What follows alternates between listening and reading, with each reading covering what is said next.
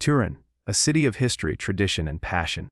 A city where football isn't just a game but a religion. Among its streets and stadium lights, one man emerged as not just a player, not just a captain, but a king. His name, Alessandro Del Piero.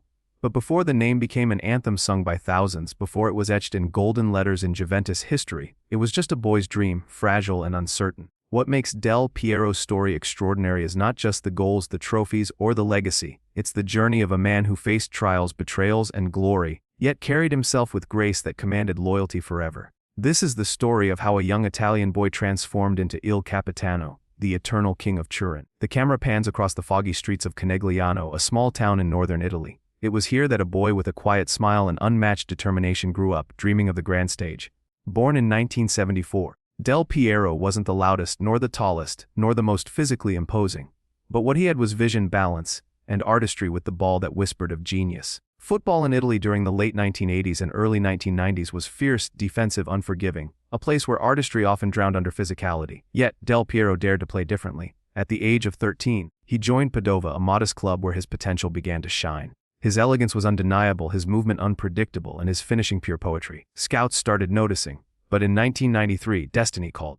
Juventus, the giants of Italian football, the pride of Turin, swooped in and brought the young forward to their ranks. And this is where the legend truly began. Imagine walking into a dressing room filled with stars, legends, and champions, and knowing you're just a boy barely out of your teenage years. For Del Piero, it was intimidating but never paralyzing. He carried an aura of humility, but also a fire that burned in silence. Early opportunities came when he replaced the legendary Roberto Baggio, the golden boy of Italy. Replacing a national icon, it could have broken anyone. But Del Piero's first goal, a curling effort against Reggiana in 1993, signaled something magical. It wasn't just talent. This was destiny. The hook of his story lies here, not in what he achieved, but in how he endured. Del Piero didn't just walk onto the field to play. He walked into battles carrying the weight of Juventus history on his young shoulders. With every dribble, every free kick, and every late winner, the crowd began to believe. Slowly the boy became a man, and the man began to carve his throne. The King of Turin was being born, not by words but by action. And every time he kissed the black and white shirt after scoring, the city knew they had found not just a footballer, but a symbol of loyalty, elegance, and unbreakable spirit. But as in every great story, where there is glory, shadows always linger close behind. The year is 1995. Juventus under Marcello Lippi was building a dynasty, and at the heart of it stood Del Piero. His game was art in motion. Free kicks bending impossibly, volleys executed with surgical precision, runs that sliced through defenses as if he were painting on a canvas invisible to everyone but him. His partnership with Fabrizio Ravanelli and Gianluca Vialli made Juventus unstoppable. And when Juventus lifted the Champions League trophy in 1996 against Ajax, it was Del Piero who stood out as the new jewel of European football. The boy from Conegliano was now the star of Turin. But what made his rise cinematic wasn't just the goals, it was the moments. The late equalizer against Fiorentina, where he controlled the ball with impossible finesse before volleying into the net, a strike now etched into Juventus folklore. The night in Europe when he would score with a trademark backheel flick, stunning even the best defenders in the world. The world began calling it the Del Piero Zone. That magical area just outside the box on the left, where his right foot curled shots into the far corner, unstoppable, untouchable, unforgettable. But cinema thrives not only on triumph but on tragedy. In 1998, as Juventus faced Udinese, disaster struck. A devastating knee injury tore through Del Piero's season, silencing the magic and leaving fans in shock. His career, his artistry, his very identity seemed to hang in the balance. Would he ever return? Could the king rise again? The recovery was long, painful, filled with doubts. For over a year, he battled not just physical pain, but the haunting question of whether his brilliance had vanished. And yet, when he returned, he was not the same, but somehow he was more. Slower, perhaps. Less explosive, yes. But wiser, calmer, more dangerous in new ways. Like a king who adapts his rule, Del Piero evolved. He became a maestro, orchestrating the game with vision and precision, still capable of delivering the decisive strike when it mattered most. The cinematic drama of Del Piero's story wasn't just about his goals, it was about his resilience. Every setback became a scene of tension, every comeback a climax. And just when it seemed he was destined for uninterrupted glory, another storm was waiting. A storm that would shake Juventus to its very core and test the loyalty of its king in ways no one could have imagined. 2006.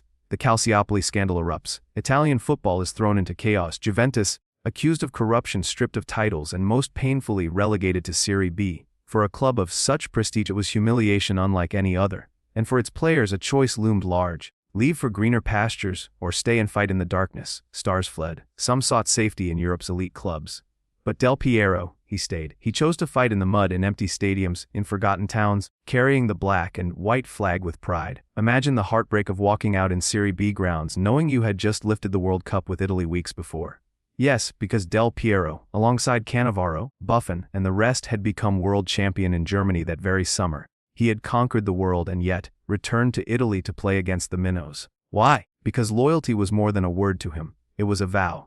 That season in Serie B, Del Piero was unstoppable. He became the league's top scorer, guiding Juventus back to Serie A at the first attempt. Fans wept as they saw him kiss the badge not for glory, but for love. In an era where footballers chased contracts, Del Piero became the symbol of resistance, of loyalty, of dignity. His tears, his celebrations, his speeches, they weren't performances.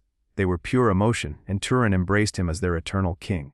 The emotional climax of his career wasn't in the Champions League nights or the Scudetto parades.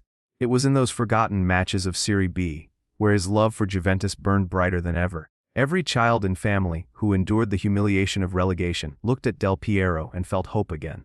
That is what makes his story immortal. But as all stories go, even the most emotional, time moves on, and the king, though still adored, began to feel the weight of age. His reign was glorious, but the end was approaching, and with it, heartbreak. Untold, Juventus Stadium. The stands roared, but also trembled with sadness. Alessandro Del Piero, the eternal captain, was playing his final match in the black and white shirt. He had spent nearly 2 decades serving the club, winning countless trophies, scoring over 200 goals and writing history with every step. Yet even kings cannot rule forever. As he walked off the pitch for the final time, the entire stadium rose. Tears streamed down faces. The players, the fans, the staff. Everyone knew they were witnessing the end of an era. The camera captured his slow walk, his wave, his final glance at the field where he had lived his entire life. It wasn't just football. It was the closing of a chapter that would never be written again. But the drama did not end in Turin. Del Piero, the man who had only known Juventus, ventured abroad, to Australia with Sydney FC, and later to India. He was no longer the star of Europe, no longer the centerpiece of headlines, but he was still Alessandro Del Piero, the king whose reign in Turin gave him immortality. The dramatic end to his career wasn't about fading away. It was about proving that even when the crown is set aside, the legacy remains untouched. Del Piero left Turin, but Turin never left him. His story is told not in statistics, but in loyalty, in resilience, in love for a club and a city that adored him back. The final scene is this: a boy from Conegliano who dreamed, a man who conquered, and a king who ruled with grace. Alessandro Del Piero's story isn't just about football. It's about loyalty in an age of betrayal, about resilience in moments of despair, and about love that transcends the game. And that is why, even today, in the streets of Turin, when you whisper his name, it is met not with silence, but with a chant that echoes through eternity. Alessandro Del Piero, the King of Turin, forever.